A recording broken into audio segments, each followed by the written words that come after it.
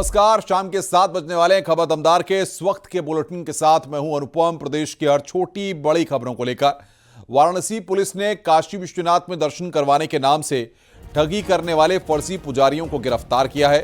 पुजारी के वेशभूषा धारण कर ये गैंग विश्वनाथ मंदिर के बाहर श्रद्धालुओं को ठगते थे। स्पर्श दर्शन और सुलभ दर्शन के नाम से हजारों की ठगी करते थे। पुलिस ने 21 लोगों को गिरफ्तार किया है, बाकी की तलाश जारी है। दर्शन के नाम पर ये फर्जी पुजारी हर श्रद्धालु से 5-5 हजार रुपए लेते थे। पुलिस के मुताबिक ये श्रद्धालुओं से पैसे लेकर गलियों में छोड़ दिया करते थे।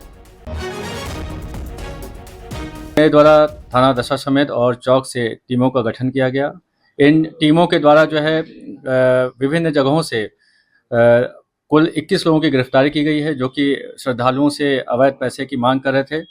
इनको गिरफ्तार कर इनके विरुद्ध जो है विधिक कार्रवाई की जा रही है। इस प्रकार की लगातार कार्रवाई भविष्य में भी की जाएगी। इनके जो पूछताछ के क्रम में जो इम्पोर्टेंट इनपुट्स प्राप्त हुए हैं, उस पर भी वेरीफाई करके हम उनके विरुद्ध भी कार्रवाई करेंगे। महाराजगंज के फरिंदा तहसील में एक युवक ने जमीनी विवाद में न्याय न मिलने से नाराज होकर आत्मदाह का प्रयास किया। युवक ने तहसील परिसर में खुद पर डीजल डाल लिया। मौके पर मौजूद लोगों और एसडीएम के अर्दली की सूझबूझ से युवक की जान बच गई। युवक लंबे समय से जमीन पर अवैध कब्जे की शिकायत को लेकर प्रशासन के पास चक्कर लगा रहा था। उसने उप जिलाधिकारी से अपनी समस्या बताई। संतोषजनक जवाब न मिलने पर उसने एक कदम उठाया। युवक ने लापरवाही का आरोप लगाया है।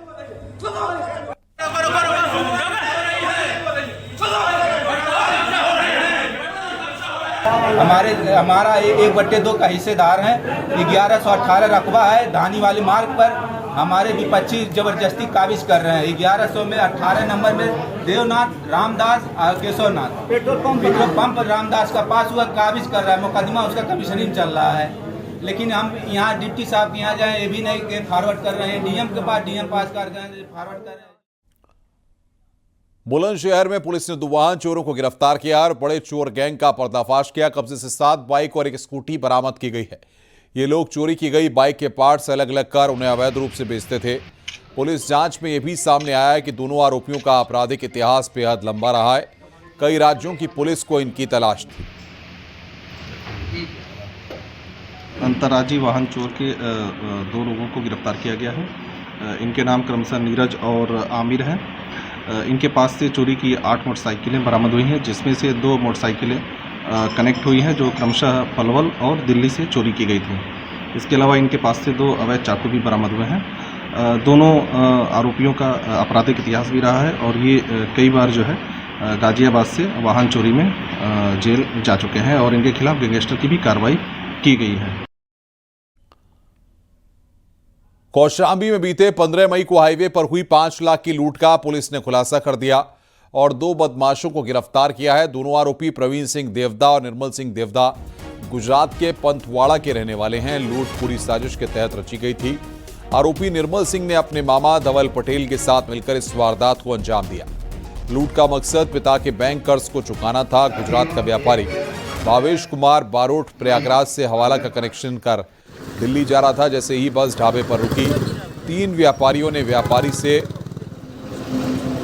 बदमाशों ने व्यापारी से रुपयों से भरा बैग लूटा और भाग निकले, लेकिन लोगों ने उनका पीछा किया और इसी दौरान बैग से नोट हाईवे पर बिखर गए। अफरा तफरी मच गई और लोग लूटे गए रुपयों को बटोरने लगे।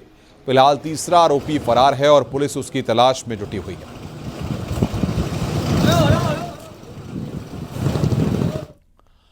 अंबेडकर नगर पुलिस ने बारात में हुई लूट का खुलासा करते हुए 3 लोगों को गिरफ्तार किया है। आरोपी शादी समारोह में रुपए से भरा बैग छीनकर भाग जाते थे। बीटी पुलिस ने 3 लुटेरों को गिरफ्तार कर 91,000 रुपए बरामद किए हैं।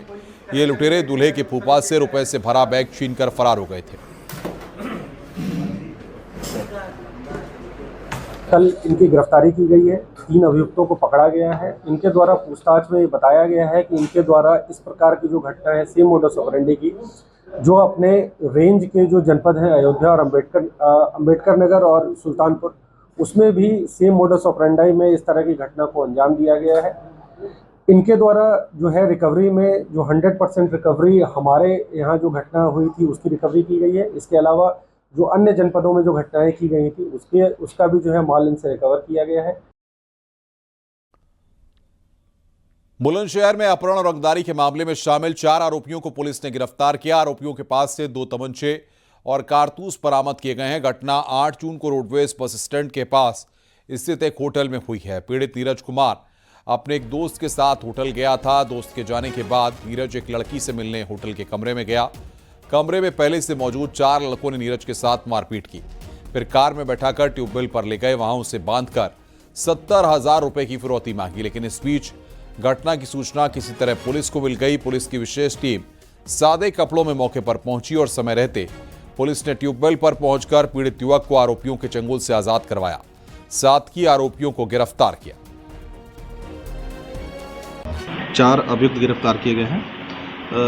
इसमें जो वादी नीरज है उसके द्वारा बताया गया कि इन लोगों द्वारा ओयो होटल पर बुलाया गया और होटल पे बुलाने के बाद इनको जो है मारपीट के गाड़ी में बैठा लिया और फिर इनको अपने पास रखा और इनसे जो है 70,000 रुपये की रंगदारी वसूल की। इसमें कुल 11 व्यक्ति प्रकाश में आए हैं, जिसमें हमने 4 अरेस्ट कर लिए हैं और ये चारों जो है वो विनीत, सचिन, सौरभ और राहुल हैं। बुलंदशहर में 2 ऐसे लोगों को पुलिस ने गिरफ्तार किया जो पत्रकार होने का झूठा दावा कर आम जनता को डरा धमकाकर अवैध वसूली कर रहे थे। दोनों के पास से फर्जी पत्रकार पहचान पत्र, हाईटेक गैजेट्स और मोबाइल फोन भी मिले हैं, जिनका इस्तेमाल ये कथित स्टिंग ऑपरेशन के नाम पर लोगों को ब्लैकमेल करने के कर रहे थे। दोनों खुद को एक प्रतिष्ठित न्यूज एजेंसी का रिपोर्टर बताते थे।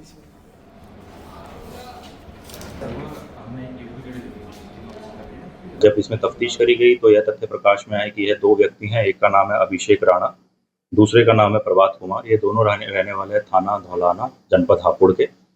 इनके द्वारा फर्जी ANI का एक आई कार्ड अपने पास रखा हुआ था, जिसके द्वारा इन्हें विभिन्न व्यक्तियों को धमकाया जाता था और उनसे पैसे उठाए जाते थे। इनके पास से पुलिस द्वारा फर्जी ANI के आई कार्ड बरामद करे गए हैं एवं एक चश्मा बरामद किया गया जिसमें कैमरा लगा हुआ है और 3 मोबाइल बरामद किए गए हैं। इनको पुलिस द्वारा हिरासत में ले लिया गया।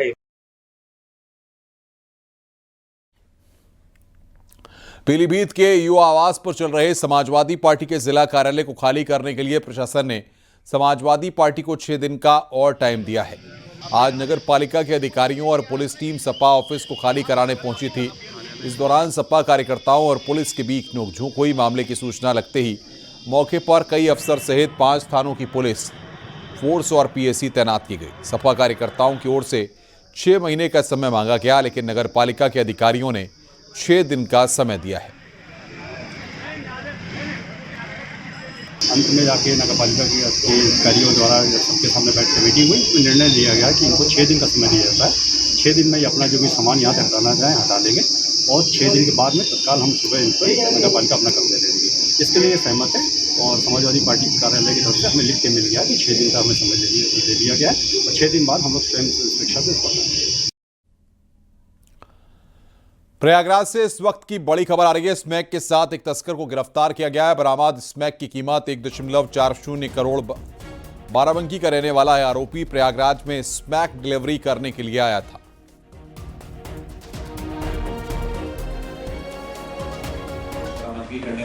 जिस अभियुक्त के पास से बरामद हुए उसका नाम है सैयद मोहम्मद सिराज रब्बानी, जो रहने वाला बाराबंकी का है। प्राथमिक पूछताछ में इसके द्वारा बताया गया है कि ये बाराबंकी से ही ये जो स्मैक है, अवैध स्मैक है, इसको यहाँ पे लेके आया था और यहाँ पे कुछ लोगों को बेचने के लिए जा रहा था। अभी पूछताछ जारी है और इसमें बैकवर्ड और फॉरवर्ड लिंकेजेस में जितने भी अभियुक्त जो है प्रकाश में आएंगे, उन सभी के विरुद्ध में कठोरतम कार्रवाई की जाएगी। प्रतापगढ़ में हत्या को दोषी को कोर्ट ने उम्र कैद की सजा सुनाई है, साथ ही 20,000 का जुर्माना लगाया है। 26 नवंबर 2018 को पॉपिंग सेट पर शिव कुमार की गोली मारकर हत्या कर दी गई थी। मामला डेहरैना गांव का था।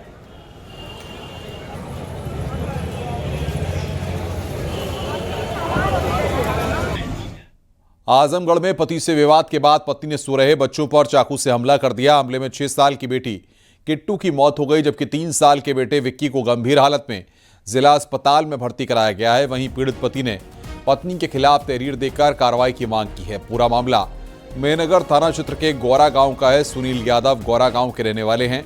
वो लखनऊ में गाड़ी चलाते हैं। 20 दिन पहले भाई मनीष यादव की शादी में घर आए थे। सुनील यादव ने बताया कि सोमवार को दोपहर के समय पत्नी सरोज बच्चों को किसी बात पर मार रही थी। मैंने इसी बात को लेकर उसे डांट दिया।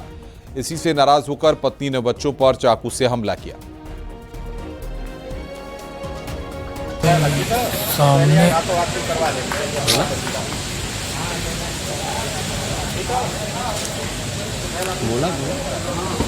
दोपहर में बच्चों को मार रही थी तो मैंने डांट दिया था। इसके बाद मैं अपनी मौसी को छोड़ने मऊ चला गया। शाम को फ़ोन आ रहा था मुझे, लेकिन फ़ोन मेरा साइलेंट था। मुझे मैं नगर आके मालूम पड़ा कि ये घटना हो चुकी है। महिला सरोज यादव, इसने अपने पति से झगड़ा करने के बाद अपने बच्चों के साथ मारपीट की। घायल अवस्था में इसके बच्चों को इलाज के लिए अस्पताल ले जाया गया। यहाँ पे एक बच्ची किट्टू, जिसकी उम्र 5 वर्ष है, उसकी मृत्यु हो गई है। इस संबंध में परिजनों द्वारा एक तहरीर थाना मेहनगर पर दी गई, जिसके आधार पर मुकदमा पंजीकृत किया गया है। बच्ची के शव को कब्जे में लेकर उसका पोस्टमार्टम कराया जा रहा है। प्रयागराज में इलाहाबाद उच्च न्यायालय के वकीलों और कर्मचारियों को मल्टी लेवल पार्किंग और नए चैम्बर की सौगात मिली है। इलाहाबाद हाईकोर्ट परिसर में 680 करोड़ रुपए की लागत से निर्मित मल्टी लेवल पार्किंग और वकीलों को नए चैम्बर दिए गए हैं। हाईकोर्ट परिसर के आसपास की अव्यवस्थित और अनधिकृत पार्किंग से मुक्ति दिलाने के लिए मल्टी लेवल पार्किंग का निर्माण कराया गया। सारी की सारी मोटरसाइकिल से लेके जितने भी 4 पहिया वाहन हैं, वो अब आराम से जो इलाहाबाद हाईकोर्ट में प्रैक्टिस करते हैं, उनकी वहां पर हर 5 फ्लोर की पार्किंग है। 5 फ्लोर में सारी के सारे मोटरसाइकिल और 4 वाहन वो एडजस्ट हो जाएंगे। इसलिए वो पार्किंग बनी थी। हम सरकार का बहुत बहुत धन्यवाद देते हैं कि इस पर उन्होंने विचार करके इतना विशालकाय चैम्बर बनाया और पार्किंग बनाई। ऑपरेशन सिंदूर का हिस्सा रहे रायबरेली के लाल का गृह जनपद पहुंचने पर स्वागत किया गया। रायबरेली पुलिस ने बीएसएफ की 7th बटालियन में कांस्टेबल ट्रेड्समैन भूपेंद्र वाजपेयी का भव्य स्वागत किया। बीएसएफ जवान भूपेंद्र ऑपरेशन सिंदूर के दौरान पाकिस्तानी ड्रोन को मार गिराया था और ड्रोन अटैक में जवान भूपेंद्र जख्मी हुए थे। हेल्थ रिकवरी होने के बाद आज बीएसएफ कांस्टेबल भूपेंद्र का रायबरेली आने पर स्वागत किया गया। देखिए, जम्मू भारत पाकिस्तान सीमा पर जम्मू में एक हमारे जगतपुर थाना क्षेत्र के एक बीएसएफ के सीटी हैं, जिनका नाम भूपेंद्र वाजपेयी है। और ये ऑपरेशन सिंदूर जो अभी हुआ था, उसमें ये शामिल थे और इन्होंने बहुत ही वीरता का अपना परिचय देते हुए इनके द्वारा जो ड्रोन अटैक हुआ था, उसमें इन्होंने एक ड्रोन को समाप्त भी किया था और उसमें जी जख्मी भी हो गए थे जो हमला हुआ था उसमें। तो ये अभी अपने घर वापस आए हैं, तो हम लोग के द्वारा इनका रेलवे स्टेशन पे इनका स्वागत किया गया और इनको ससम्मान इनके जो घर जगतपुर है वहाँ पे पुलिस टीम के साथ रवाना किया गया। और ये 7 बटालियन बीएसएफ के जवान हैं। बाबा विश्वनाथ की नगरी काशी में रोजाना 1 लाख तक श्रद्धालु दर्शन के लिए पहुंच रहे हैं। इस प्रचंड गर्मी को देखते हुए काशी विश्वनाथ न्यास ने श्रद्धालुओं को गर्मी से राहत के लिए मंदिर परिसर क्षेत्र में तमाम व्यवस्थाएं की हैं। श्री काशी विश्वनाथ न्यास की ओर से जर्मन हैंगर, वाटर कूलर समेत मंदिर तक जाने वाले रास्तों पर मैट बिछाए गए हैं, जिससे श्रद्धालुओं को बाबा विश्वनाथ के दरबार में आराम से दर्शन हो सके।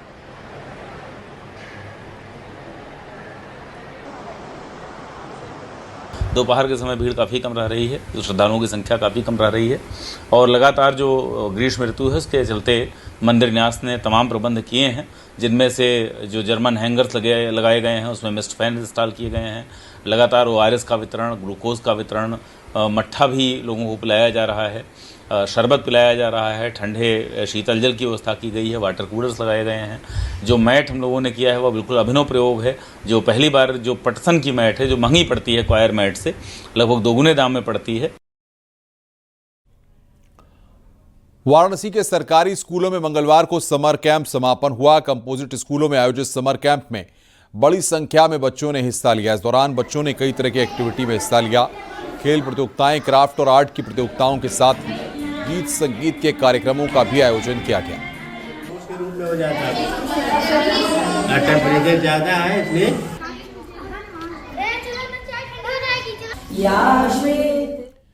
इत्र की नगरी कन्नौज से अब 7 समंदर पार के देश भी इत्र बनाने के तरीके सीख रहे हैं। एफएफडीसी ने इजिप्ट को इत्र और अन्य सुगंधित उत्पाद बनाने के लिए ऑनलाइन क्लास शुरू की है।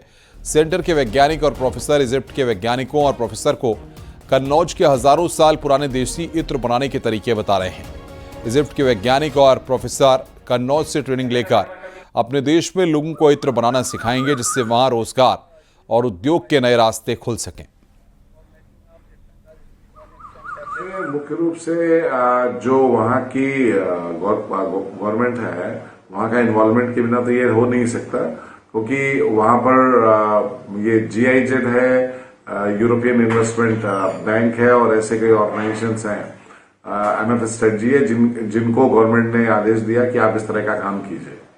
तो वहाँ से वो इन्वॉल्व थे और यहाँ से भारत सरकार से की ओर से FFDC इन्वॉल्व थी और उसी के तहत ये सारा प्रशिक्षण प्लान हुआ। इसमें काफी लंबे समय तक किन किन विषयों पर ट्रेनिंग दी जाएगी, कौन से टॉपिक लिए जाएंगे, कौन से ऑयल उन पर उनके लिए महत्वपूर्ण है, इन सारी चीजों की पूरी प्लानिंग बनी। उसके बाद पश्चात देश के विभिन्न भागों से अलग अलग विशेषज्ञ इकट्ठे किए गए और उसके पश्चात उन्हें ट्रेनिंग दी गई। मुजफ्फरनगर में कावड़ यात्रा की तैयारियां शुरू हो गई हैं। योग साधना आश्रम के महंत स्वामी यशवीर महाराज के नेतृत्व में 5000 समर्थकों की टीम तैयार हुई है, जो कावड़ यात्रा के दौरान भ्रमण करेगी। जहां भी कोई मुस्लिम व्यक्ति हिंदू देवी देवताओं के नाम पर खान पान की दुकान चलाता हुआ पाया गया तो ये टीम दुकान हटाने तक धरना देगी। बता दें कि सावन मास का कावड़ मेला 10 जुलाई से शुरू होने जा रहा है। इस मेले के दौरान लाखों शिव भक्त हरिद्वार की पड़ी से जल लेकर मुजफ्फरनगर से होते हुए जाएंगे। 10 जुलाई से जो कावड़ यात्रा प्रारंभ होने के लिए जा रही है, उसके लिए हमने तैयारी की है कि कोई भी दूसरे मजहब का हमारे सनातन धर्म के देवी देवताओं के नाम का बोर्ड लगा करके, उनके नाम का बोर्ड लगा करके और अपना नाम छिपा करके कोई भी ऐसे दुकान नहीं करेगा। लखनऊ में सीएम योगी ने मोदी सरकार के 11 साल पूरा होने पर प्रेस कॉन्फ्रेंस की और सरकार की उपलब्धियां गिनाई। इस मौके पर उन्होंने ऑपरेशन सिंदूर से लेकर देश की चौथी बड़ी अर्थव्यवस्था बनने तक का पूरा जिक्र किया और कहा कि भारत की आतंकवाद के खिलाफ जीरो टॉलरेंस की नीति है। अब भारत सिर्फ शांति का संदेश ही नहीं बल्कि साथ में सर्जिकल स्ट्राइक और दुश्मनों को करारा जवाब देता है। का सम्मान, हर व्यक्ति कानून से बड़ा कोई नहीं। हमें कानून का सम्मान करना होगा, क्योंकि कानून हर भारतवासी को संरक्षण देता है। वंशवाद की राजनीति का अंत, ये परिवारवाद की राजनीति, ये जातिवाद को भी बढ़ावा देती है, देश के सामाजिक ताने बाने को छिन्न भिन्न करती है। इतिहास की उन गलतियों की पुनरावृत्ति नहीं होने देना है जिसके कारण देश गुलाम हुआ था। उस प्रकार की पुनरावृत्ति फिर न हो, इसके लिए आवश्यक है कि वंशवाद की राजनीति को समाप्त किया जाए। मुख्यमंत्री योगी आदित्यनाथ ने बहराइच में महाराजा सुहेलदेव की 40वीं टूची प्रतिमा का अनावरण किया। इसके साथ ही जिले को करोड़ों रुपए की विकास योजनाओं की सौगात भी दी है। इस दौरान सीएम योगी आदित्यनाथ ने कहा कि आक्रांताओं का महिमा मंडन बंद होना चाहिए और देश के नायकों का सम्मान किया जाना चाहिए। सीएम योगी ने समाजवादी पार्टी पर निशाना साधते हुए कहा कि एसपी हमेशा जिन्ना का गुणगान करती आई है। सब पर कांग्रेस को, समाजवादी पार्टी को, अन्य दलों को पूछना चाहता हूं, क्या किया उन्होंने? महाराज सुहेलदेव को क्यों नहीं सम्मान मिल पाया? क्यों नहीं सम्मान मिल पाया? आखिर महाराज सुहेलदेव के नाम पर यह भव्य स्मारक पहले क्यों नहीं बन पाया? आजादी के बाद क्यों नहीं बन पाया? महाराज सुहेलदेव को यह सम्मान पहले बनाने का काम जो होना चाहिए था, उनके नाम पे मेडिकल कॉलेज क्यों नहीं बन पाए? उनके नाम पर विश्वविद्यालय पहले क्यों नहीं बन पाए? क्योंकि वोट बैंक की तो चिंता थी, लेकिन महापुरुषों का नाम अगर रख देंगे तो कहीं तुष्टीकरण की नीति फेल न हो जाए और मुस्लिम वोट बैंक के नाते वे लोग उन विदेशी आक्रांताओं के खिलाफ एक भी शब्द नहीं बोलते थे। और मैं यही बोलना चाहता हूं उन लोगों से जो लोग आज भी जिन्ना का महिमा मंडन करते हैं। मैं पूछना चाहता हूं, जब भारतीय जनता पार्टी राष्ट्र नायक, राष्ट्र शिल्पी, लौह पुरुष सरदार वल्लभ भाई पटेल की जयंती के कार्यक्रम को यहां पर पूरे प्रदेश के अंदर और देश के अंदर मनाती है। प्रधानमंत्री जी ने स्टैच्यू ऑफ यूनिटी के नाम पर लौह पुरुष सरदार वल्लभ भाई पटेल की दुनिया की सबसे बड़ी प्रतिमा को स्थापना केवड़िया गुजरात में स्थापित कराया। तब समाजवादी पार्टी जिन्ना का गुणगान करती है, राष्ट्र तोड़क जिन्ना का गुणगान करती है। जब हम लोग महाराजा सुहेलदेव के विजयोत्सव को मनाने की बात करते थे, तब कांग्रेस और समाजवादी पार्टी में होड़ लगती थी कि नहीं, गाजी मियां का विवाह होना चाहिए। हमने कहा विदेशी आक्रांताओं का महिमा मंडन नहीं होना चाहिए। और मैं धन्यवाद दूंगा उन सभी लोगों को जिन्होंने इस बार से गाजी के नाम पर होने वाले आयोजनों को पूरी तरह से बंद करवा दिया है। विदेशी आक्रांता के नाम पर कोई आयोजन नहीं होने चाहिए। आयोजन होंगे महाराज सुहेलदेव के नाम पर होंगे। बहराइच का मुख्य आयोजन होगा तो महाराज सुहेलदेव के नाम पर होगा। बहराइच का मुख्य आयोजन होगा बालार कृषि के नाम पर होगा। इस मंडल का मुख्य आयोजन होगा आदि शक्ति मां पाटेश्वरी के नाम पर होगा। शाहजहांपुर में अतिक्रमण के खिलाफ कैंट और रक्षा संपदा विभाग के अधिकारियों ने बुलडोजर कार्रवाई की। लोगों के विरोध करने पर पुलिस के साथ सेना को बुलाना पड़ा। सेना के आने के बाद ही अतिक्रमण को पूरी तरह से हटाया जा सका। अधिकारियों का कहना है कैंटोनमेंट क्षेत्र में जहां भी अतिक्रमण होगा उसके खिलाफ कार्रवाई की जाएगी। रोडवेज बस अड्डे के सामने अवैध रूप से दुकान बना दी गई थी और एक बड़े इलाके में अतिक्रमण कर लिया गया था। कई बार नोटिस दिया जा चुका था, लेकिन जब अतिक्रमण नहीं हटा तो बुलडोजर एक्शन हुआ।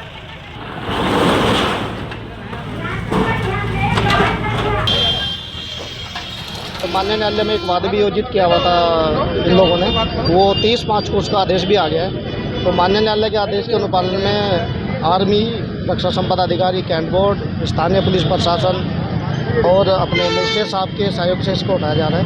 और ये रक्षा विभाग को इसकी भूमि की आवश्यकता है, इसलिए हम लोग चाहते हैं कि स्वच्छता की दृष्टि से ये इंक्रोचमेंट भी हटे, साफ सुथरे और जगहों पर भी इंक्रोचमेंट और अभियान चलेगा क्या? हाँ, हम लोग पूरा कोशिश करेंगे। विभाग तत्पर है, आर्मी भी तत्पर है कि इंक्रोचमेंट हटा जाए।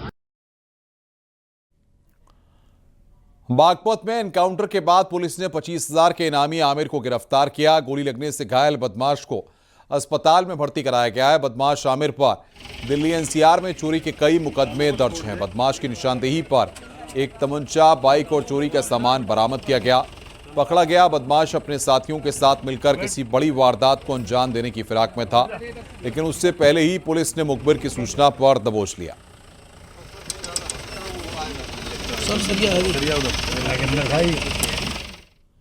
रुक रहे हैं यहां पर ब्रेक के लिए। खबरों का सिलसिला लगातार जारी है।